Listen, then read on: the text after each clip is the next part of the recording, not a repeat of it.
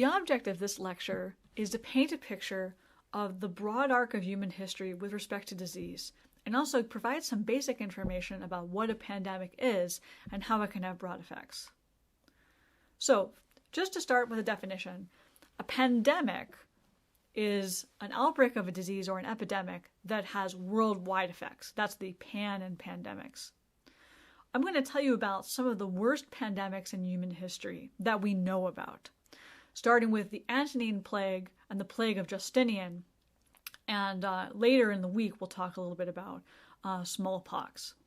And just to fix in your mind numbers as we talk about some of these really important and devastating pandemics, so far, this little pandemic we're living through now of COVID-19 has killed about 1.2 million people out of a worldwide population of 7.8 billion people. So as we're talking, I want you to keep in mind what the overall mortality rates are given the much smaller world population that we'll be describing in the past. So first I want to show you this picture which I found from research conducted at Georgetown University that kind of gives you a sense of the major plagues throughout history and also how deadly they were. So you can see that the first plague pointed out here is the Antonine Plague, which happened very early, between about 165 and 180 or 190 AD. And this very early plague killed between 5 and 10 million people. And we're still not totally sure, as I'll tell you, what the disease was that killed that many people. You can also see here the Justinian Plague, which killed as many as 20 million people. The Black Death, which killed as many as 40 million people, actually probably more. And then going forward. And actually the biggest circle on this timeline is a 20th century pandemic that you've probably heard of, which was the 1918 influenza pandemic, sometimes referred to as the Spanish flu. We will talk about that as well in a few videos. A reason that humanity has always had to deal with disease is because basically nature is out to get us. Humanity can get diseases either from contact with other people or contact from animals. These are called zoonotic diseases that can pass over to humans. And here's the thing. As we evolve, so does nature all around us.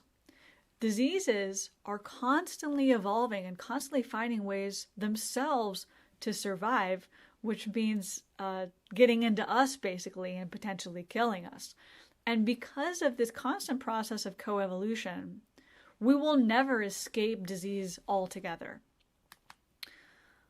A really interesting metaphor that I want to introduce to you is actually a story about plant diseases, not people diseases, but the metaphor is really cool. So there's this classic article by Olmsted and Rohde in the Journal of Economic History called The Red Queen and the Hard Reds. And it tells the following story. So as Americans began to expand into the Midwest and the Great Plains, what they discovered is that the harsh weather conditions, the dryness, and a whole new set of pests and other threats made it really difficult to grow wheat. So they had to come up with new wheat varieties that would be able to withstand these new conditions. But here's the thing. As they developed new wheat varieties, which were successful, eventually the pests and other plant diseases also evolved to be able to eat that wheat when it had germinated, even in different seasons. So what this required was a continuous process of innovation in plant varieties. You can't just stop with one new variety that works. They have to keep evolving. This they called the Red Queen effect. So this is after, Alice in Wonderland, I think. So you have to run as fast as you can just to stay in place. That's kind of the story of humanity and nature, that we're never going to be done with disease. We have to continuously run as fast as we can just to keep up with nature as it evolves alongside of us. So we're going to begin our story of this long arc of history by talking about the Antonine Plague, which sometimes you'll hear referred to as the Plague of Galen. We are studying this because this is probably the first pandemic that we really have in the historical record. So it's a pandemic because it affected a lot of places. And by the way, Galen, this as in the Plague of Galen, was the physician who was Greek, who probably first recorded it. And what we know about this plague is that it just absolutely decimated ancient Rome.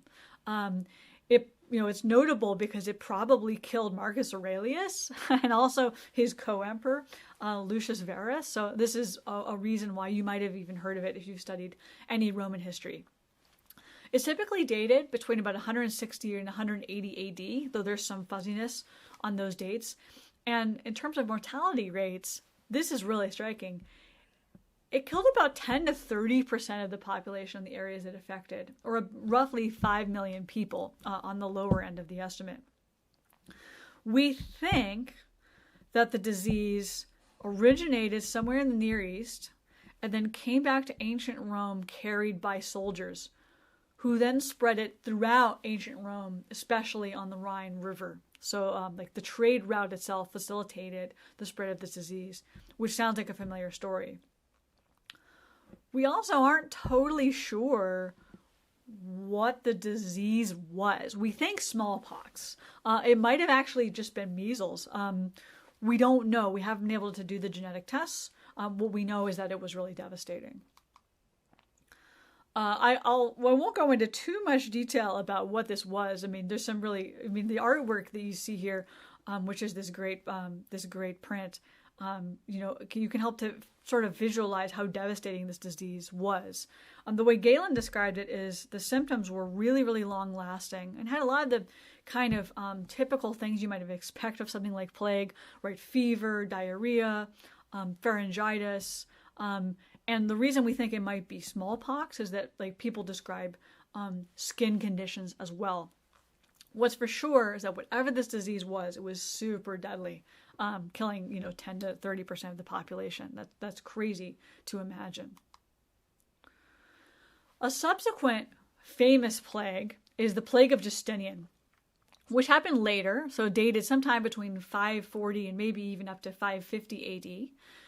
It killed a lot of people. It killed as many as 50% of the population, so about 25 to 50 million people, according to your article by Alfani and Murphy.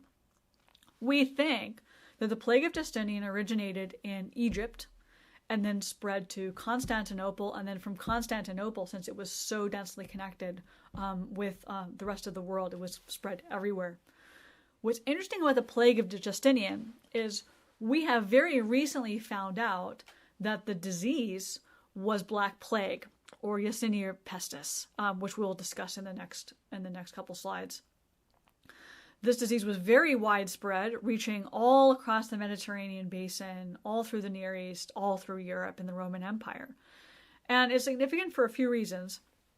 First, it is the first pandemic of Yersinia pestis, or Black Plague. So this gives us some dating for the origin of that particular disease. Also, politically, a lot of historians think that this disease was so devastating that it prevented the reunification of the East and West Roman empires. So the Byzantine Empire was getting ready to mount a military campaign that might have brought the two parts of the empire back together, but this plague hit at exactly the time to make that campaign impossible. So this plague may have had a really important historical consequences. So next, now that we've done some storytelling and table setting, we're going to actually start to discuss the effect that these pandemics might have had on the economy. We're going to discuss a few quite well-studied moments, starting with the Black Death. We'll also talk about the Spanish flu or the 1918 influenza epidemic, and also we'll discuss smallpox, especially in the context of the United States, which really struggled to eradicate this disease, even after a vaccine was developed. And so what we want to know is how these pandemics could have interacted with economic conditions. We'll talk especially about how they can change the price of labor, how they can affect different segments of the population, and how they can interact, both as an effect and a cause of changes in political economy. So that's where we're going now.